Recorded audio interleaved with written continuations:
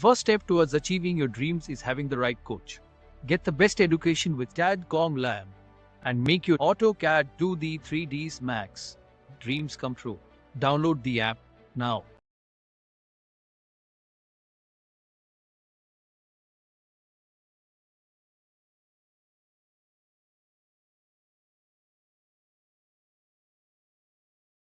फिर होस्पोस हो जाती है, समझ में नहीं आता। इसीलिए आर्किटेक्चर पार्ट में इसीलिए कॉल आउट्स को यूज़ करा गया है, डिटेल कॉल आउट को यूज़ करा जाता है ताकि आप उनको मार्क करके अलग सेपरेटली शो करा सकें systematic way.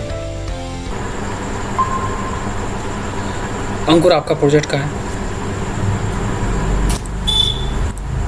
Where is your project?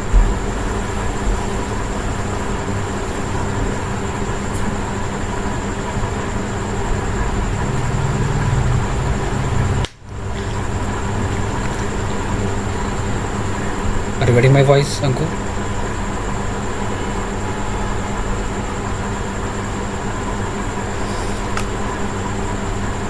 Oh, very good. Ankur का भी प्रोजेक्ट आ गया है। तीनों के प्रोजेक्ट चेक करते हैं, उसके बाद हम आगे मूव करते हैं क्या क्या इम्प्रूवमेंट और क्या क्या हमें चेंजेस करना है। इम्प्रूवमेंट बहुत इम्पोर्टेंट है, चेंजेस नहीं बताऊंगा कोई फ़ायदा नहीं है।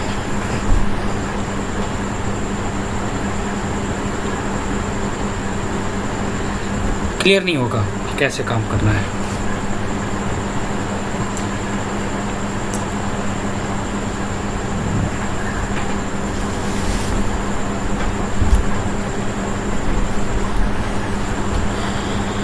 सो ये है आपका प्रोजेक्ट नंदिनी।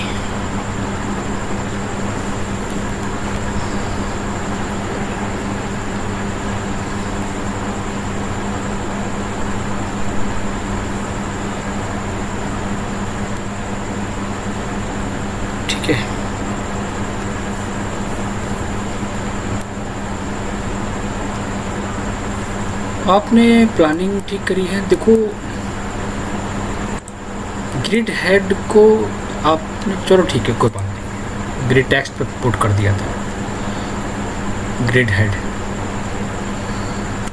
बट आगे से इसको ब्लैक रखना कोशिश करना इसको, ठीक है।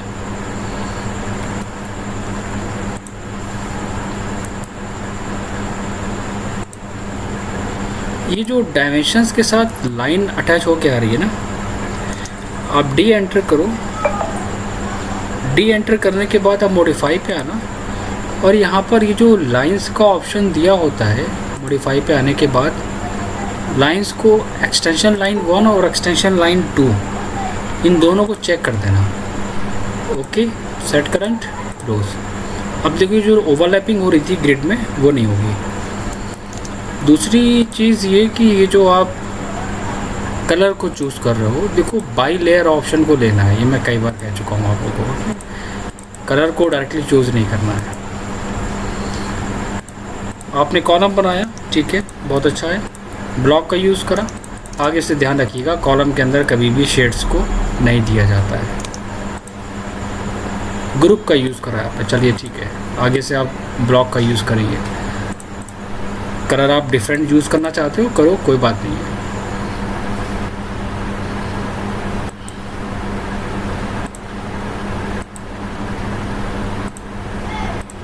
ठीक है, तो ये चलेगा आपका। वॉल का कलर आपका बिल्कुल प्रॉपर है, डायमेंशंस आपके डायमेंशंस में हैं, टेक्स्ट आपका ठीक है। वैनिटी चाहिए था मैं यहाँ पर, मैं इसको माइनस कर रहा हूँ। नेक्स्ट टाइम हमें चेंजेस चाहिए।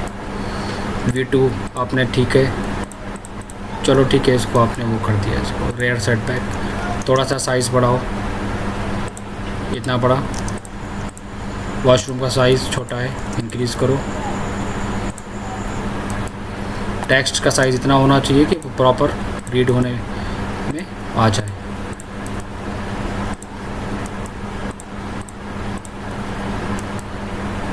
वार्डरोब मैंने बोला था ब्लॉक नहीं चाहिए, ड्राइंग कैंसिल कर दूंगा मैं। और नेक्स्ट टाइम चेंजेस कराने के बाद मैं आगे मूव करूंगा। सभी लोग ध्यान देते हैं इस बात को, ठीक है। एट्रीब्यूट मैं अभी लास्ट क्लास में एक्सप्लेन कर दूंगा, कोई बात नहीं, ठीक है। आपने ये डिज़ाइन बनाया है, बहुत अच्छी बात है। आप इस डिज़ाइन को ब्लॉक में कन्वर्ट करिए, जो सबसे इम्पोर्टेंट है, बी एंटर करके ब्लॉक, राइट। ब्लॉक में होनी चाहिए ड्राइंग्स।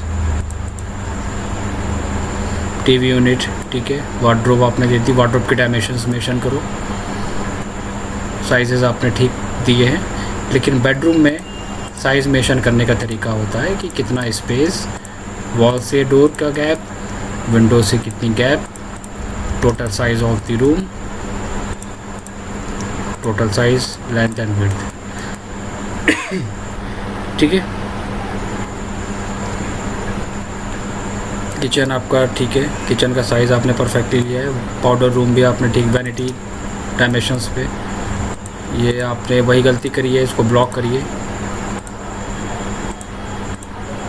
इसको आप ब्लॉक में कन्वर्ट करेंगे। ये है आपकी किस लेयर पे, फर्नीचर, ठीक है, बहुत अच्छी बात है। ये सोफ़ा चेक कर लेता हूँ मैं।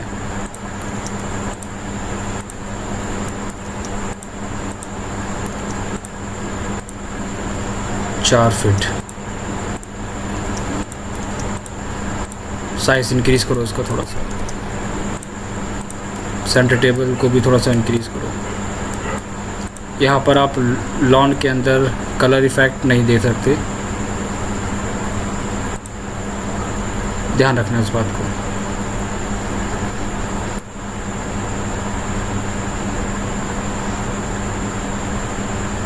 मैं ज़रा 2 मिनट के लिए पॉज करूँगा, ठीक है।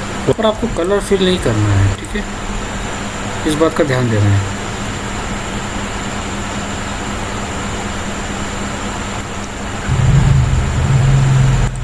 आप क्या करोगे, हैचिंग को दोगे, वहाँ पर हैचिंग्स मेंशन करो। इतने बड़े प्लांट्स मत दो। टेक्स्ट का साइज़ वही चीज़ इंक्रीज़ करो।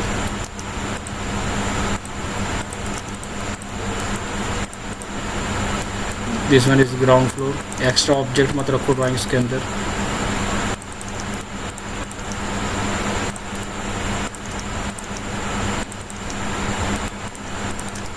बहुत अच्छी मेहनत करिए। सेम मैं ब्लॉक्स कैंसिल कर दूंगा, इसको भी ग्रुप करिए।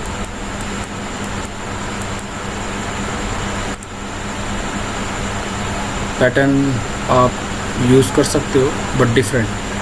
हर एक हैच का एक मीनिंग होता है, हर एक हैच, हर एक का एक अलग स्पेसिफिकेशन उसका पार्ट होता है। याद रखना, ये मैं आगे एक्सप्लेन करूँगा। ठीक है,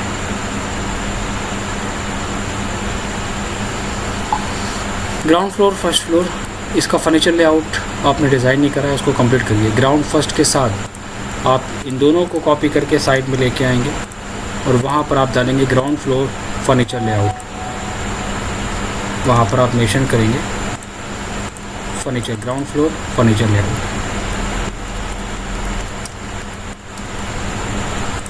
same first floor furniture layout. Next time मैं प्रोवाइड कराऊंगा ये शीट को, इस शीट को आप डाउनलोड करके उसमें मेंशन कर सकते हैं।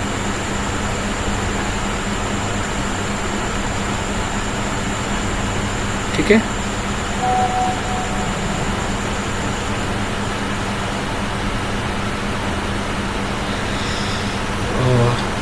तो शीट में फॉरवर्ड कर दूंगा। पहला टास्क आपका ये हो गया। आगे ड्राइंग से सत्यजीत की, सत्यजीत ने भी फर्नीचर लेआउट कंप्लीट नहीं करा है। शावर एरिया वगैरह, वैनिटी डिज़ाइन, वैनिटी का भी ब्लॉक्स यूज़ करा है। टेक्स्ट का साइज़ छोटा है, इसको बड़ा करो। हैचिंग करने की ज़रूरत नहीं है। D2 D1 सेंटर में प्लेस करो। कलर इफ़ेक्ट, यहाँ पर डोर का कलर 0 है। लेयर का बहुत ध्यान देना है, ये ध्यान रखना है। कैट ब्लॉक नहीं चलेगा, मैं कैंसिल कर दूंगा, मैंने बोला था, चाहे कुछ भी हो। फर्नीचर लेआउट ठीक है। Glass centre table, sofa, blocks में कन्वर्ट करो। लॉन दिया है, ग्रीन करो इसको।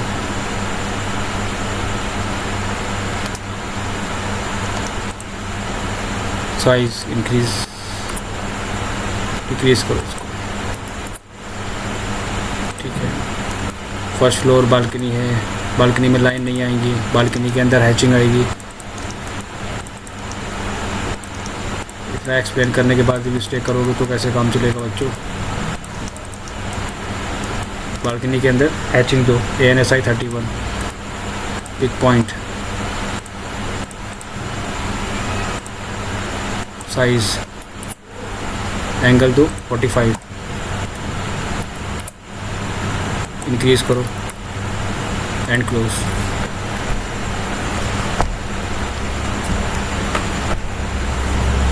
बालकनी का एरिया कितना है मेंशन करो, टेक्स्ट दो वहाँ पर। बालकनी का साइज़ 3 फीट है, जितनी वाइड है, और सिटिंग का एरिया दो वहाँ पर। ग्राउंड फर्स्ट नेक्स्ट क्लास में कंप्लीट होना चाहिए फर्नीचर लेआउट के साथ। तीसरे पे आते हैं असाइनमेंट पे, Ankur. Okay, centre line, text, dimensions, washroom, block,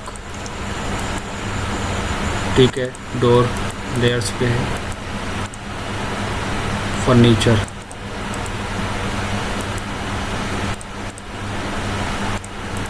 मुझे लगना चाहिए कि ये फर्नीचर डिज़ाइन करा गया है।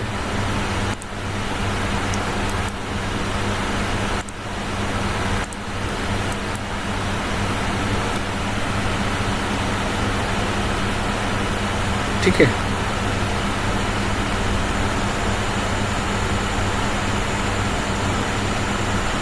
हर एक चीज़ स्टैंडर्ड पे है।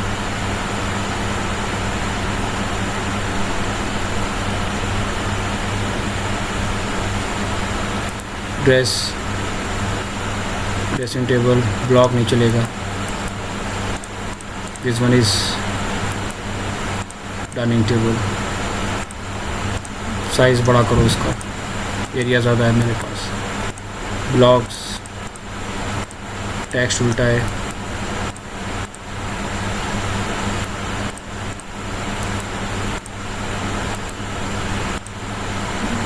कार,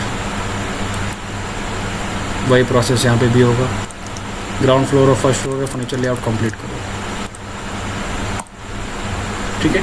तो क्या होता ये है कि प्रेशर बढ़ जाएगा जब चीज़ें हम एक्सप्लेन करेंगे ना, तो माइंड पे प्रेशर बढ़ जाता है।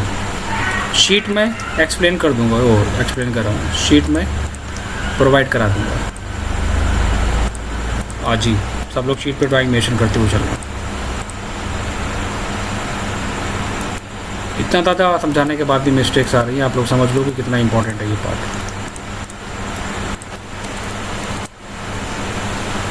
डोर विंडो शेड्यूल्स का यूज़ पहले हम समझ लेते हैं कि होता क्या है एक्चुअली। बहुत सारे लोगों को लगता है कि डोर विंडो शेड्यूल्स का काम होता है डोर विंडो की डिटेलिंग करना और डिज़ाइनिंग करना, लेकिन डोर विंडो का जो एक्चुअल यूज़ होता है वो हर एक चीज़ में। हाँ हाँ सत्यजीत जी बताइए। नहीं थोड़ा सा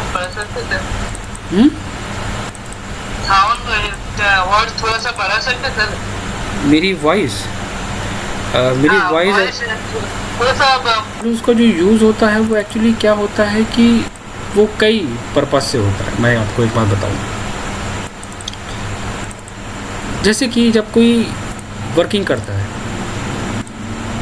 जैसे क्लाइंट आ गया, क्लाइंट ने कहा कि काम करो आप मुझे एक इंटीरियर डिज़ाइन करके दो, एक बेडरूम का इंटीरियर डिज़ाइन करके दो, ठीक है। समझना बहुत अच्छे से, बहुत सारे लोगों को इसका कॉन्सेप्ट क्लियर नहीं होता है, बस ड्राइंग देख के बनाते, कॉपी पेस्ट करके चले जाते हैं, आइडिया नहीं होता है कि इसका यूज़ है क्या एक्चुअली।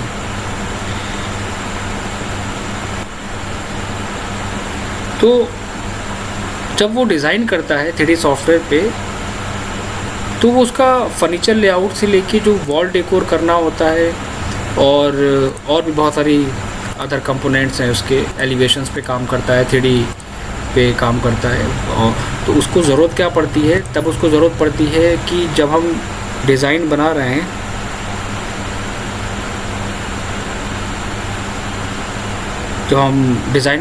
तो मुझे ज़रूरत पड़ती है कि ये डोर का साइज़ क्या है, मुझे ज़रूरत पड़ती है कि डोर का एलिवेशन क्या है,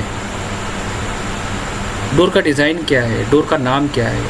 अगर हम ये विंडो मेंशन कर रहे हैं 3D सॉफ्टवेयर में, तो मुझे पता होना चाहिए इसका डायमेंशंस, इसके टाइप के बारे में, इसके मटेरियल के बारे में। लेकिन 99.9% जितने भी 3D विजुलाइज़र हैं वो क्या करते हैं, वो मैक्स के मॉडल का कॉपी पेस्ट करते हैं, क्योंकि उनको लगता है कि हम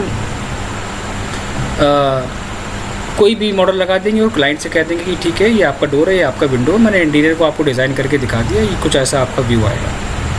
बट ये चीज़ गलत है, बट ये चीज़ गलत है। हम जो चीज़ डिज़ाइन कर रहे हैं उसकी रिक्वायरमेंट के बेसिस पे हमें वही ऑब्जेक्ट, वही चीज़ें हमें प्रोवाइड करानी है और उन्हीं की हमें डिटेल देनी है। कैड में मैं डोर की डिटेल दे रहा हूँ बिल्कुल डिफरेंट, और मैक्स में मेंशन कर रहा हूँ बिल्कुल डिफरेंट, तो ये गलत है, बिल्कुल गलत है। कैड में दे रहा हूँ आपका डोर ये है, इसका नाम ये है, इसकी डिटेल ये है, और मैक्स में मैं कुछ और दे रहा हूँ। तो डोर विंडो शेड्यूल का काम कहाँ पर, एज ए 3D विजुलाइज़र भी हमें ज़रूरत पड़ेगी, नंबर 1 पॉइंट। नंबर 2 पॉइंट, हमें इसकी इसलिए भी ज़रूरत पड़ती है कि हमारे पास बेडरूम में नंबर ऑफ़ डोर कितने हैं।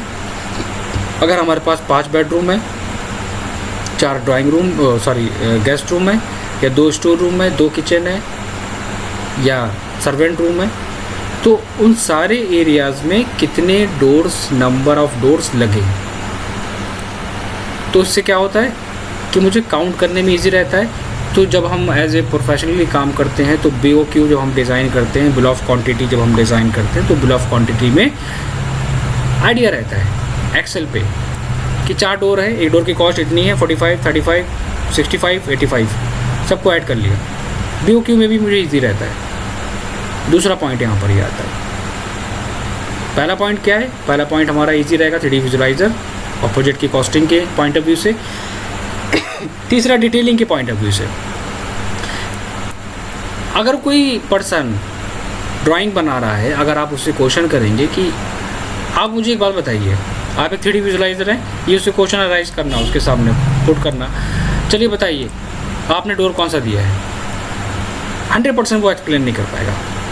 आपने विंडो कौन सी दी है, उसका नाम बताओ, उसका मटेरियल बताओ, डोर का नाम बताओ, डोर का मटेरियल बताओ, एक्सप्लेन ही नहीं कर पाए, क्योंकि वो डिसाइड ही नहीं करा उसने। तो ये जो डिटेलिंग का प्रोसेस होता है ना, ये यहाँ से लिया जाता है। बहुत सारे लोग कंफ्यूज होते हैं कि इसको करना कैसे है, क्यों बनाना है, इसका यूज़ क्या है। तो पहला पॉइंट क्या है कि इसके यूज़ को समझना, इसका मेन यूज़, ताकि हम जब ड्राइंग बनाए तो मेरे माइंड में ये चीज़ रहे कि हाँ हमें किस पर्पज़ से इसको यूज़ करना है। दूसरा पॉइंट, हम जितने भी डोर और विंडोज़ अपने ड्राइंग्स में चूज़ करते हैं या डिज़ाइन करते हैं कि क्लाइंट के सिलेक्शन के बेसिस पे करते हैं वैसे नॉर्मली, लेकिन होता क्या है कि number of doors and Windows कभी कभी हमारे ड्राइंग्स में प्रोजेक्ट की कॉस्ट में ऐड होता है, कभी कभी ऐड नहीं होता है, वो डिपेंड करता है। लेकिन अगर वो ऐड है तो आप उसको चूज़ करेंगे कैसे, तो आपको पता होना चाहिए मार्केट में different types of doors available हैं, या अगर हम डिज़ाइन करवाना चाहते हैं किसी का अपने कारपेंटर से, तो भी हम डिज़ाइन करा सकते हैं। ठीक है, रिक्वायरमेंट के बेसिस पे भी हम काम कर सकते हैं, कैटलॉग के बेसिस पे काम कर सकते हैं, ये बहुत इंपॉर्टेंट है। तो डोर्स एंड विंडोज़ की अलग अलग कैटलॉग्स होती है। उन कैटलॉग्स में हमें इजी क्या रहता है, हमें डिज़ाइन के साथ साथ उनके पैरामीटर्स, उनके नेम और हर एक चीज़ मिल जाती है, क्योंकि आप वहाँ पर मेंशन कर देंगे। ठीक है, इनको डिज़ाइन करने के साथ साथ आपको एक काम और भी करना पड़ेगा। आपको सारे डोर्स एंड विंडोज़ की डिटेलिंग के लिए एक टेबल बनानी पड़ेगी। 100% ये बहुत इंपॉर्टेंट है, इस बात का ध्यान रखना। एक टेबल क्रिएट करना पड़ेगी। कैसे करोगे, विंडो का नेम, विंडो का साइज़, ठीक है, और यहाँ पर डाल देना लोकेशन, कहाँ पर यूज़ करी गई है। ठीक है, यहाँ पर आ जाएगा लोकेशन या टोटल नंबर आ गया, यहाँ पर कॉस्ट है, और अलग से एक और इंक्रीज़ कर देना रो कॉलम, वहाँ पर मेंशन कर देना लोकेशन, कहाँ पर यूज़ करा गया है। This one, frame, name, size, number, cost, location के बाद टोटल नंबर, देन कॉस्ट। एक और इसमें ऐड करा देना और उसका नाम वहाँ पर मेंशन कर देना मटेरियल फिनिश, जो बहुत इम्पोर्टेंट है।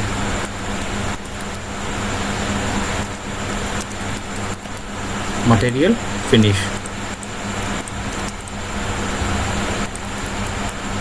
ठीक है। फिर से रिपीट कर रहा हूँ, window name, window size, then उसके बाद location, material finish, total number and last में कॉस्ट। इससे आपको पूरा एक आइडिया मिल जाएगा कि हम क्या डिटेल दें। This one is cost.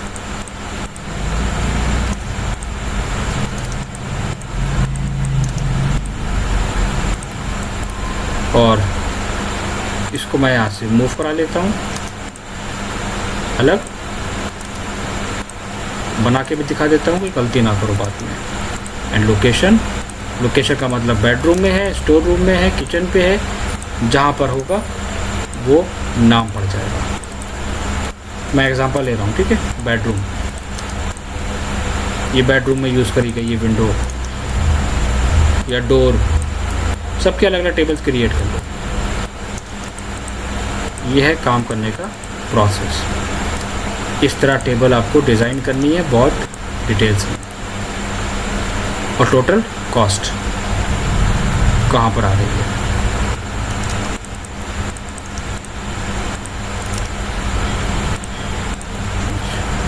ठीक है। तो यहाँ पर आ जाएगा क्या, ऊपर इसका टाइटल आ जाएगा,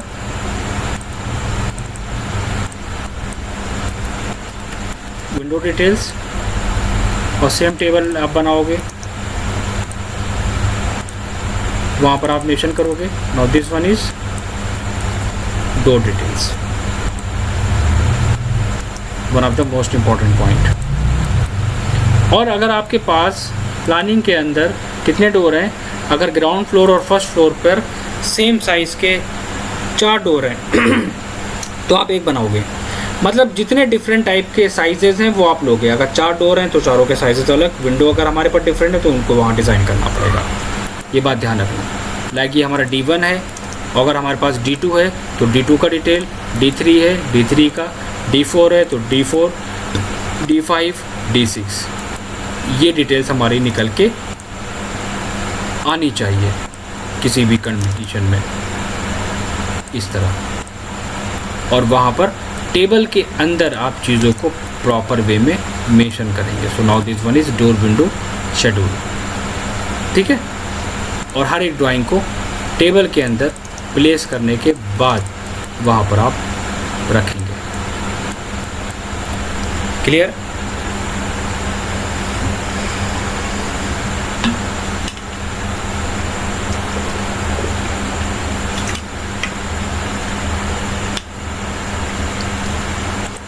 समझ में आया सबको?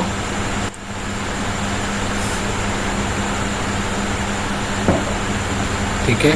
और सबको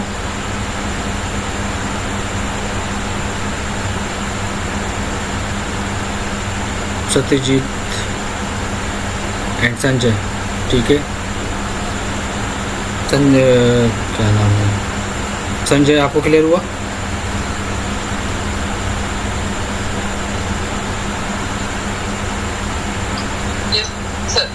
ठीक है। तो अब एक बहुत इम्पॉर्टेंट बात हम यहाँ पर थोड़ा सा कहने जा रहे हैं। सबसे पहले floor plan, furniture layout. Floor plan सबके डिज़ाइन हो चुके हैं, फर्नीचर लेआउट और डोर विंडो शेड्यूल्स, ये 2 टॉपिक कंप्लीट कर लो। 1 से 2 दिन का टाइम ले लो, इन दोनों टॉपिक को कंप्लीट करो। देन उसके बाद मैं नया टॉपिक स्टार्ट करूँगा, क्योंकि आगे बढ़ेंगे तो आगे और ज़्यादा डिटेल है, काम करने का टाइम नहीं मिलेगा सभी लोगों को। बहुत रिलैक्स होके जल्दी करोगे कोई फ़ायदा नहीं है। फर्नीचर प्लान जो है सिंपल ही रख सकते हैं या फिर हैचिंग करके रखें इसमें? ये तो मैंने सारी चीज़ें हमको पहले भी सब फर्नीचर लेआउट में एक्सप्लेन करा था कि आप फर्नीचर लेआउट के मॉडल जितने अच्छे आप डेकोरेट करके बनाएंगे उतना ही अच्छा है। फर्नीचर लेआउट में हमने कितना डिटेल में एक्सप्लेन करा था। कैट ब्लॉक का यूज़ नहीं करना है प्लानिंग के अंदर।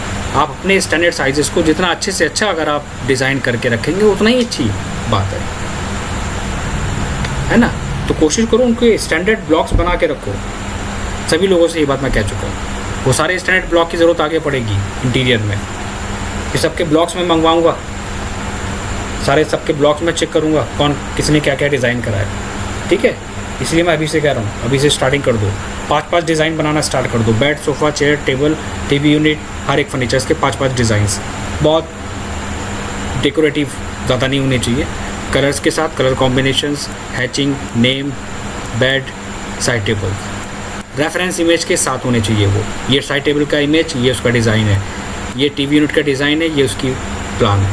इस तरह में वर्किंग चाहिए सबकी, ठीक है। बाकी चीज़ें मैं शेयर करता हूँ, सभी लोग काम करना स्टार्ट करो। जिसको जो चीज़ समझ में ना आए फिर मुझे बताओ। चलो, जो भी क्वेश्चंस होगा मुझे व्हाट्सअप करना सब।